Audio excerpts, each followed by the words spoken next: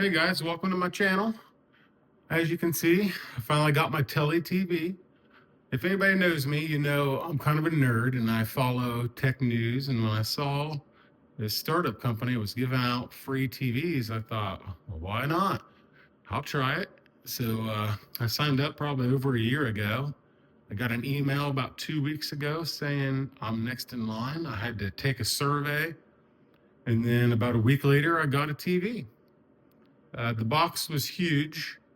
It's only a 55-inch TV, but the box is much bigger and this weighs way more than any 55-inch TV I've ever seen. And it's a thick boy. It's very thick. Um, so I figured I would give you guys a little overview and maybe a little bit of a review to see what I think of it and whether you should sign up for it or not. So first, I'll give you guys kind of a rundown. This is the remote it came with. As you can see, it's kind of nice. It's got a little finger holder here. It's really simple, volume buttons, an A and B, which interacts with the ads. See if I get this in focus. There's a button here and a button here. That lets you know whether you're interacting with the top of the TV or the bottom of the TV. They're two separate entities. So I'll give you a little rundown. What you're looking at now is the TV powered on. It comes on to a blank screen like this. Sometimes it's showing an ad that you can't really skip. It's just like almost like its own little Telly TV news channel. It's okay. It shows me like the same news a lot, so I don't think I would leave it on. And then that bottom screen is kind of what makes this TV unique. It has widgets and a always on ad being displayed in that bottom right hand corner right there. That's always on. If the TV's on, that ad is on. You can also, you can see now it's playing an ad on the top. When the TV's on, that's pretty much always playing until you manually switch to some sort of Google TV or some sort of dongle that you have that you're watching something through. The downside to this TV is they call this smarter than a smart TV, but there is no smart TV features that I have seen. This is the only thing that's smart about it is the bottom widget screen. There's no apps. You're not going to get Netflix on here. You're not going to watch YouTube on here. You're not doing any of that. You can't do that through the TV. You have to have a separate dongle. But what is interesting is it actually comes with its own Android TV box. It's nothing fancy. I don't know what powers this thing. What chip? I believe it has 2 gigs of RAM. It is very basic. Here's the remote for that. Nothing fancy about it. The downside I found is now I have 2 remotes. To do everything I need to do on the TV, you'd have 2 remotes. But the good news is this remote also controls the Android TV part of it, the smart TV. It will control it. And it does a good job. It's a nice remote. The buttons are clicky. It feels good in the hand. I like having a little holder for your finger. It's big enough that it's not going to fall on a couch cushion. Overall, it's pretty nice. I actually really enjoy the remote. So, with that being said, I will run you through a little bit of what this TV can do. We'll start at the bottom.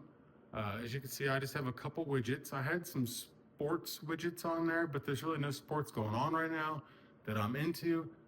And it's very limited in sports. It's either NCAA football, NFL, or baseball. So that's pretty much it. Other than, I guess I should say, there's news and weather. Those are your widgets. And you can customize them. You can't customize them through the TV. You have to customize them through the app on your phone. And then if you go up on here, you'll see I got a little menu. This is kind of their smart TV. It is cool. If you go to For You, and let's see, Watch are kind of connected. This is connected to the Android TV box I have plugged into the back of the TV.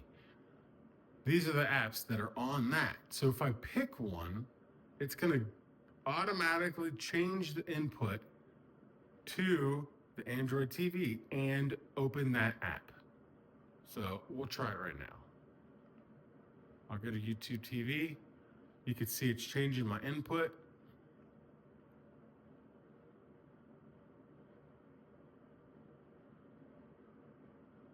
And that's it. That's pretty cool. I do like that feature. I don't know if I had a different Android TV box, one that did not come with this TV, would that feature still work? That I do not know. We'll have to try that another time. If you didn't want to do that, you would have to go down here to input and change your input to the Android TV, HDMI 1.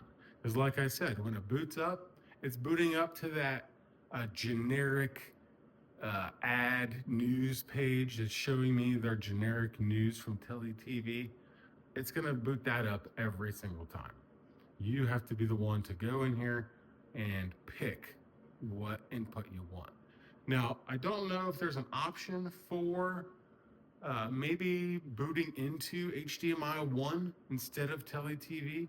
That would be nice. I doubt that is an option, but let's see if it works. The options or settings on this TV are very limited as far as like video settings and sound settings, stuff like that. It's pretty limited. It won't let me change a whole lot. I do have the mood lighting on. You can change the color. This works really well.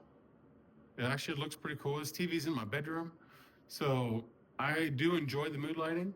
It would be cool if it was kind of like the Govee lights that change based on what you're watching. I have that on my basement TV, and it's awesome. I have that in one of my other YouTube videos. You can see it's really cool. This is not that. This is only a single solid color that you can change. I doubt it has the capability to do anything more than that, but it would be cool if that was an option. These are your picture settings that you have, and I'm not really impressed with that. Here's your advanced settings. I'm not really impressed with that either. Very limited.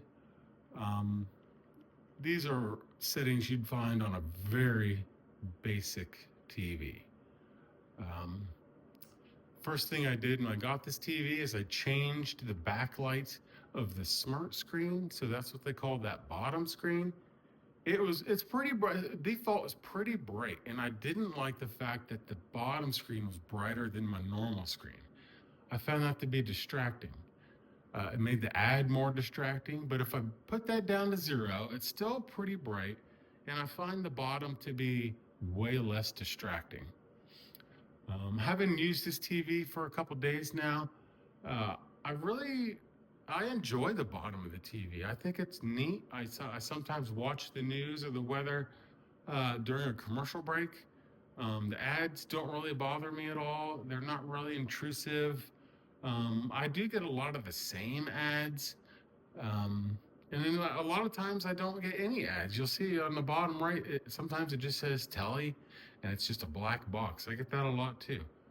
So overall, the bottom doesn't bother me. So I do recommend changing your backlight. I turned off the screen, smart screen auto brightness off, so it doesn't change. It just stays dark.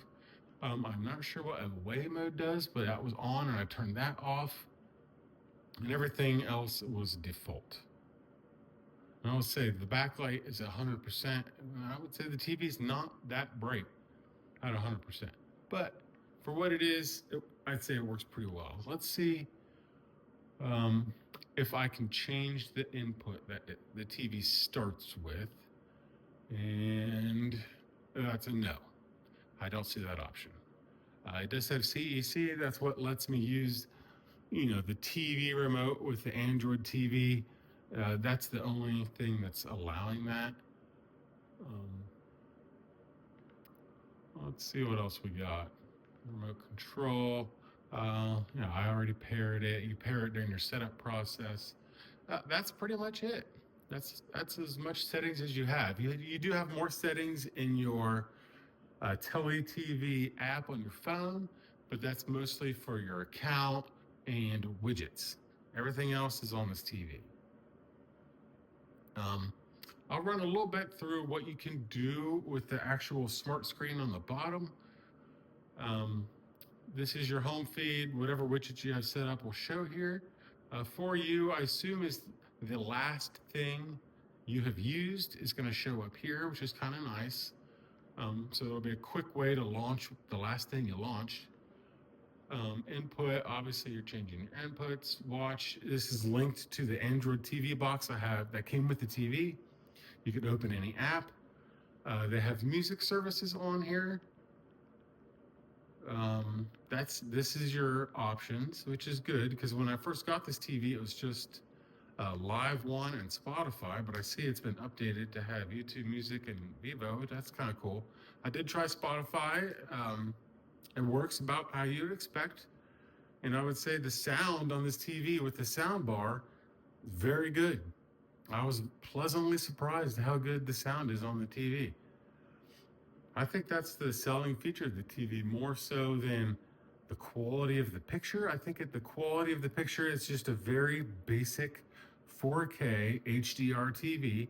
There's nothing special about it. It's just 60 hertz panel with very little settings that you can change. There's no VRR, any sort of game mode settings that I found. So I'm not sure how well, let's say the input lag would be on an Xbox or PlayStation 5. I'd have to imagine it's probably not very good. So anyway, I'll get back to the bottom. Game room, these are interesting. I tried some remote control games, and they work pretty well. Because like I said, I do like the remote. The buttons are clicky. It feels good. I tried Asteroids and it was okay. I like some of these games, the Deal or No Deal. I tried 1 versus 100, Wheel of Fortune, Tetris. They all work pretty well. These are simple, very simple games. They're all made by one company that I could tell. There's no ads or microtransactions inside the games themselves. They're just very simple. I'm not really sure who these games are made for. I don't really see myself playing any of these unless they made some sort of online gaming. Like 1 versus 100 used to be on the old Xboxes. It was online. It was really fun. If you could have like asynchronous multiplayer or live multiplayer in some of these games, that would be a killer feature. That would be fun to check out. And that would keep people coming back. Otherwise, I don't really see people playing a lot of games on here. This is interesting as well, motion controlled games. And I'll try to point it out. There's a camera built into the TV right there in the center of the sound bar. And it allows you to have motion controlled games just like the Xbox Kinect on the Xbox 360 used to have. This is a game called Active Arcade. It's from a company called NEX, or they have a product out now called the NEX or NEX Playground.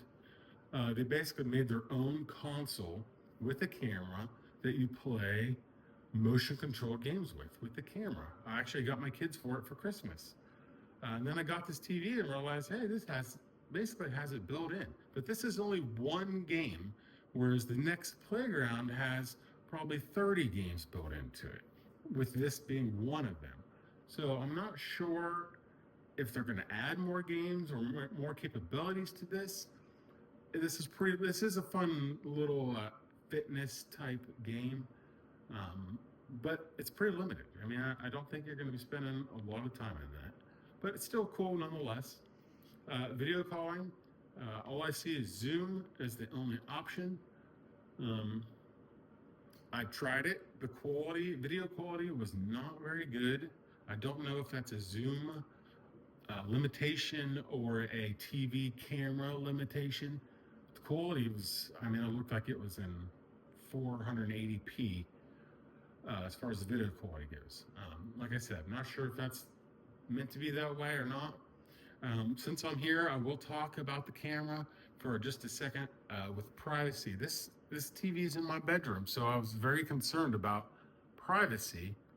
But I will say the camera is always blocked. It has a shutter on it, and the shutter is on right now.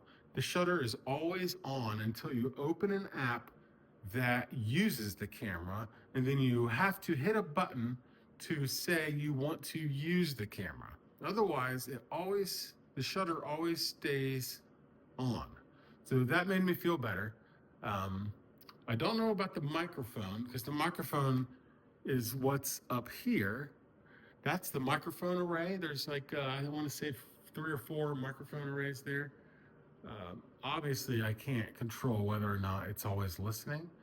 Telly TV says they're not. Obviously, they're saying privacy is a huge concern. They're not looking or collecting data from you or videos or microphones. Or they're not looking at that kind of stuff. If you trust that, then I would say, hey, I mean, I feel like they did pretty well there, having the shutter always on. It's automatic. You don't move it with your finger. It just opens and shuts. It has some sort of mechanical action in there. So I thought that was pretty cool.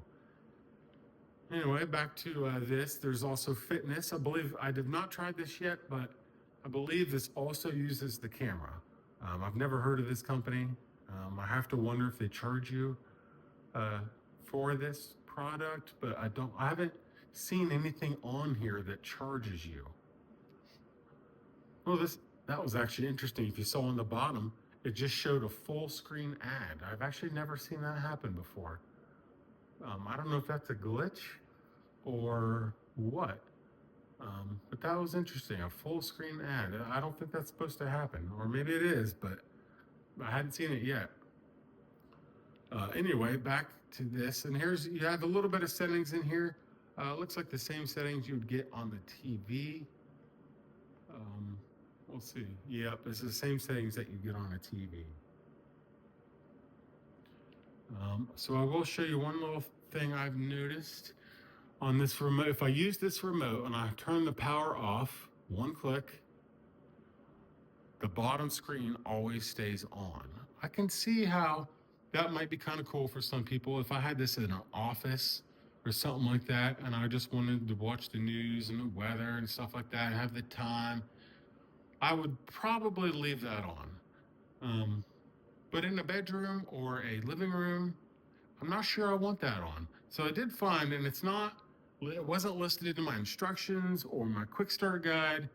I had to go to the Telly TV subreddit, read their FAQs, and I found it all the way at the bottom how to turn that off. You have to hold the power button down. Will turn the upper TV and lower TV off. So that's a cool trick for you if any of you ever get this TV and you're maybe turned off by that feature of having the bottom screen always on. Now you know you can just hold the button down and turn them both off.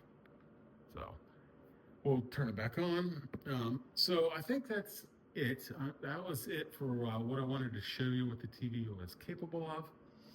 I will go through some pros and cons of this TV real quick.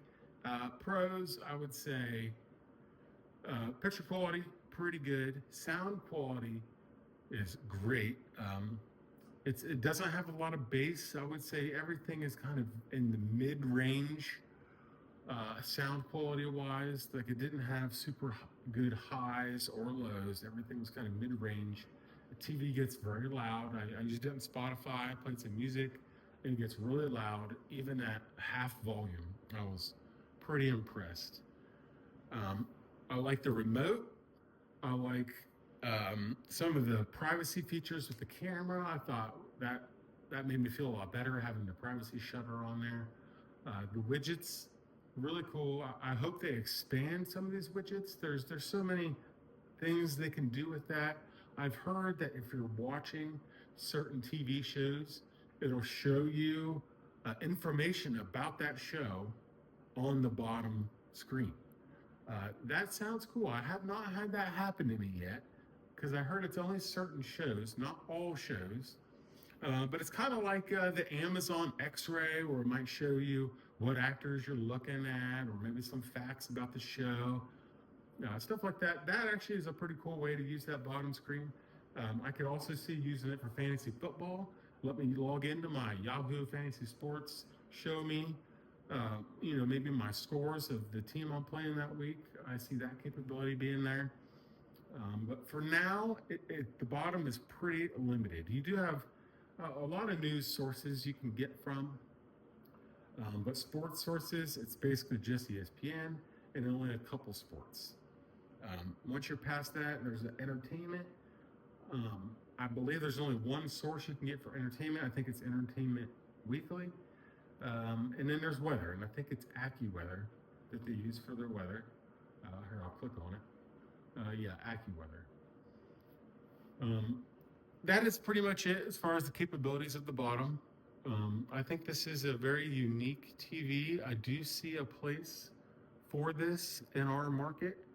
But let me run through some negatives here. It's not a smart TV, in my opinion. I think it should have been an all-in-one smart TV that has app capabilities. I shouldn't have to plug in another device just to use the TV portion of it. It would have been slick. I think that it has the capability. It has games and apps, but it doesn't have TV apps. So I think that maybe that's something they'll do down the road. I don't know. Or maybe people wouldn't like that. I don't know. People are used to their Google TV ecosystems or their Fire TV, and I get it. But I think it could have used an option for that. Second, I'll talk about build quality for a second because I did have a little issue building it. This bottom right foot did not go on right for me. It's 3 bolts. You have to mount the feet on yourself. 3 bolts. One of the bolts would not thread in there. It was stripping out and getting cross-threaded. Not real impressed with that. I tried multiple bolts. I tried it multiple times. I'm pretty handy, so I think it's a manufacturing defect. All in all, not a big deal. It was 3 bolts. I kind of used all 3. I used 2. 2 are in there snug. One is in there cross-threaded, not in all the way. So take that for what you will. The TV itself, I would say, is built very solid. It's very heavy. It's very thick. It's probably 3 inches thick in that back. So if you're hanging it on the wall, it's going to be big. You can tell this is tall. It's a tall TV, not very wide, but very tall, very thick, and very heavy. I believe 65 pounds is what I saw, what it weighs. So mounting it on a wall, I'm not so sure I would like that. I think it's more of a TV stand kind of TV.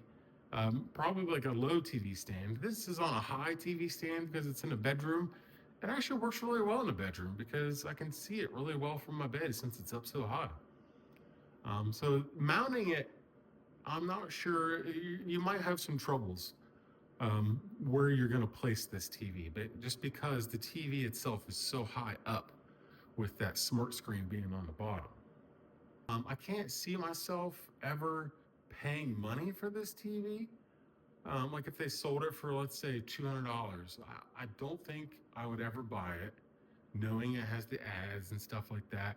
But since it's free, I definitely think there's a market for this thing. I think if you can get past being sold ads and maybe some of your data, I think this is worthwhile picking up. At least you're getting something. I would say this, at least you're getting something for your data. A lot of these companies, they're taking your data and you don't get anything for it. Maybe you can use an app. Maybe you're using Facebook, but they're getting tons of data from you to sell you stuff. This company, at least, is taking your data. They're being honest in their privacy policies. They're not selling your data. They've come out and said they're not selling your data. They're only just giving you ads on that bottom right screen. They're giving you a free TV, which they say is worth $1,000. A free TV. I'd say this is worth it. I do not regret having this TV, and I plan on using it for a long time. And I hope to see this grow. As you can see, it's in beta still. I'm interested to see what they can do with this thing.